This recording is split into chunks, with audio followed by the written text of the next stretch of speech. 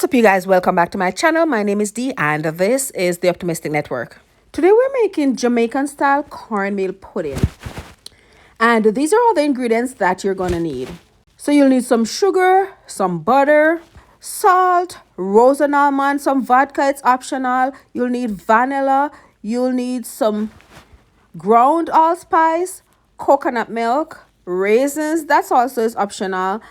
And you'll need cornmeal. The only thing I didn't show you is the flour, and you'll only need half a cup of flour. I also showed you some nutmeg and I showed you some almond essence. I'll list the recipe down below, so be sure to check that out for the exact recipe. To a pot, add 1.5 cans of coconut milk. I added the 2 of them, so I removed some because you need to save the next half can to make the sauce on the top, or the feckeh on the top. You'll also need to add 1.5 cans of water. So what I did was just rinse out the cans.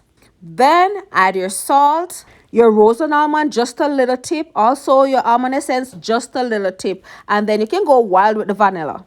And 1.5 cups of sugar. From here, just stir this around until the sugar dissolves and set this aside. You'll notice that this is a longer video, but this is the perfect video for you to cook along. So you'll find that I sped up the video instead of cutting out parts. Now, don't worry about the coconut milk floating on top, that like lumpy looking part. As soon as the heat catch that, it will melt away. So don't worry about that. Just focus on stirring till all the sugar dissolves. After all your sugar is dissolved, set that aside. Then we're going to grab a new bowl for your dry mix. Now, for the dry mix, we're going to use 2 cups of cornmeal. However, you're going to grab your splice blender or your regular blender and you're going to blend out 1 cup of the cornmeal. You want to just blend until you get a flour-like texture. So it shouldn't be grainy anymore. It should be powdery after you're done blending it. It's really important that you do that part. Don't skip that step. If you do skip that step, you're going to notice that your cornmeal pudding is coarse, and coarse can bring dryness. So as I was saying, go ahead and blend out your cornmeal, your 1 cup, until it becomes a flour-like texture. Then add that to a dry bowl with the other cup of cornmeal that you didn't blend out. Add your 1/2 cup of flour, your cinnamon, your nutmeg. Go crazy with the cinnamon. And then just get a spatula and use your spatula to mix the dry mix together thoroughly. Don't just dump it in the wet. You want to mix it out thoroughly to combine everything, so every bite is just delicious. It's all blended together. And because I'm way ahead of the video, I think this is a great time to let you know that if you're not subscribed to my channel, what are you waiting for? Go ahead and smash that subscribe button, turn your notification bells on, and get active in the comments. Now, once you have your dry mixture all combined together, the next thing you want to do is dump it in the wet mixture and use your spatula to rub that out. However, I can tell you now that the best spatula that you're going to use are your hands, because the spatula is going to take you a while. So put that down, wash your hands, use clean hands. If you don't want to get your hand in there, put a gloves on, and you're going to see how I go in. So just go in like I do and just find the little lumps and use your fingers to crush them out, or just rub them together in your palm and crush them out quick and easy. It takes just a fraction of the time of the spatula, because the spatula will take a little while. I'm not going to lie to you, but put your hand in there and everything is fine. Quick time. And also for the allspice, a pinch. Like I said, I have the recipe. For the allspice, you want a pinch, just a pinch, because the allspice is really strong, the grounded allspice, and you don't want your pudding taste just like allspice. So be sure to check out the recipe so you get the exact measurement to get an evenly tasted, flavorful pudding. Now, while you're doing all this, your oven should be preheated to 350. Preheat your oven 350. I also added some vodka. It's optional. You can leave that out, or you can use rum, a white rum, instead of vodka. And if you're going to use rum or vodka, use a plain one. Stay away from the flavored, because you don't want any flavor except for what you're putting in your pudding. Another thing I want you to know, raisins are optional as well. I just think it tastes so good with raisins. But if you don't like raisins, feel free to leave it out. Now this mixture, the amount that this make is great for a 9 by 2 pan. A round 9 by 2 pan. You can make your pudding even square if you want, but back home we usually just make it round. Also, because we don't use baking powder in the pudding, you want to have a lot of mixture to bring up your pan, almost full up your pan. So a 9 by 2 pan works great for this amount of mixture, for this recipe. 9 by 2 pan, remember that. There you see me going with my hand just like this. So what I'm doing, just grabbing the lumps and just squeezing them, just rubbing them between my fingers, and sometimes I rub it in my palm, and quick and easy that go through. So if the spatula take 20 minutes to do it, your hand take like about 5. So for your butter, you only need a half stick of butter for your pudding, and then you're gonna need about an inch or maybe an inch and a half of butter for your sauce. So set that aside. So half stick we're gonna need, because what we're about to do is put this pot right here, and that's why I'm started in a pot. So if you started in a bowl, you still have to transfer it to a pot. So what I'm gonna do is put this pot right here on the stove, and I go between high and medium, but the perfect thing to do is go between medium and low, because what you're gonna do, you're gonna stand there and you're gonna stir. You don't want it boiling, so you're gonna stir, and make sure when you're stirring from the bottom, because the goal is to have none stuck to the bottom. So you're stirring from the bottom, and you'll see the method that I'm stirring in.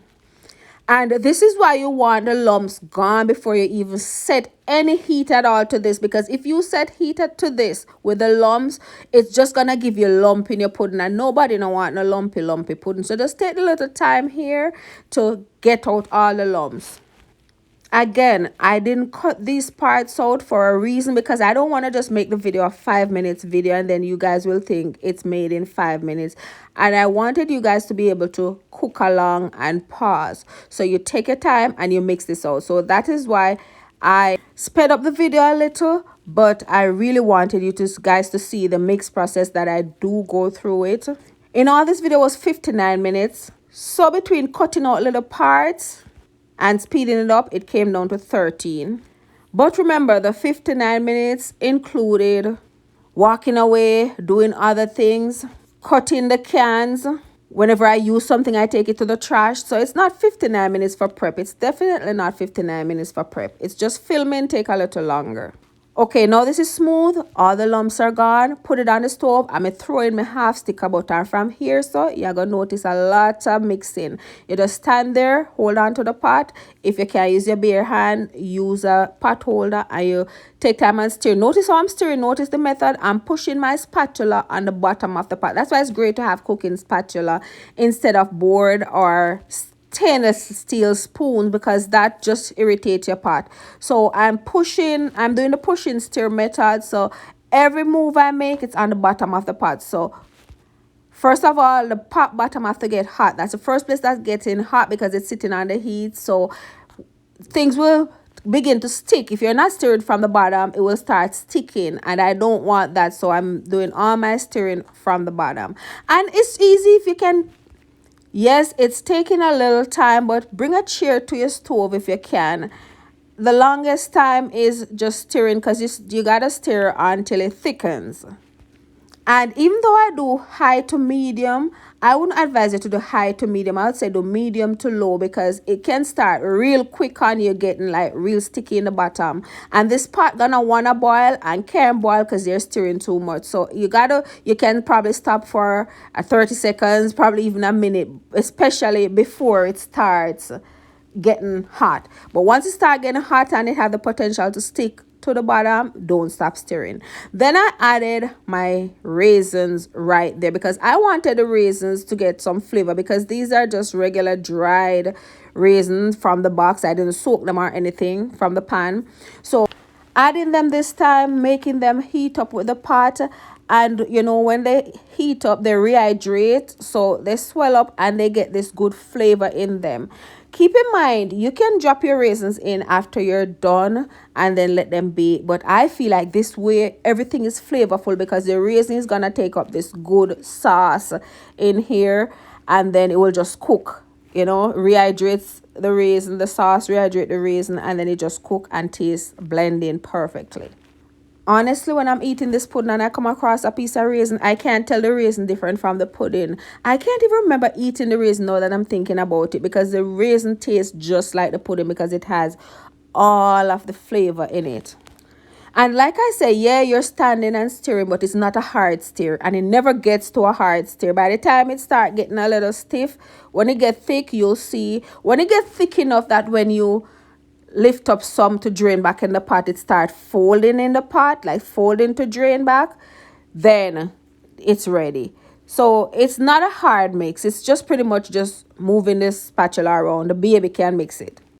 And as you see, as I mix, it gets thicker. Like here, right here, it still need to get a little thicker. But you notice where I started from, and now it started thickening up. And as you can see, the raisins themselves as rehydrate a little. So yeah, you just stir until it's thick. You'll know when.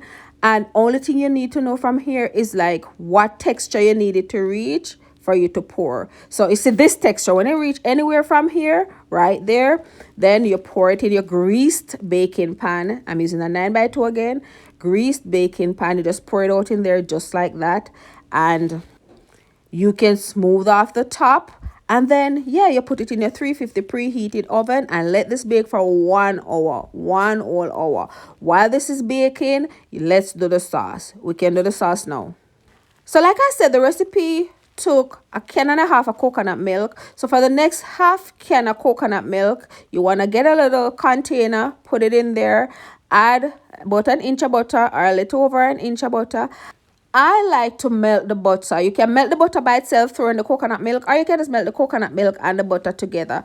Then I added some salt, I added some vanilla, and I added some sugar. And then I just mix this around until the sugar dissolves, and I set this aside. Oh, I also added some vodka. Like I said, the vodka is always optional. You can add rum if you want, you can add none. Mix this around, and this is the mixture that you're going to throw on the top of the pudding an hour later after the pudding is baked. You'll find that a lot of Jamaicans call this a lot of different name. What I grew up calling it is the feckeh on the top, but I know a lot of other names people call it. I can't think of it right now, but feckeh on the top. This is how it look when it mixed out. It don't need to have any certain texture. No. 1 hour later, take out my pudding. See, I'm shaking it and it's shaking in the bowl. That is okay. And then just pour this to the top of it. And make sure you're making enough mixture. Like I said, use a 1/2 can of coconut milk. No need to add any water to the coconut milk.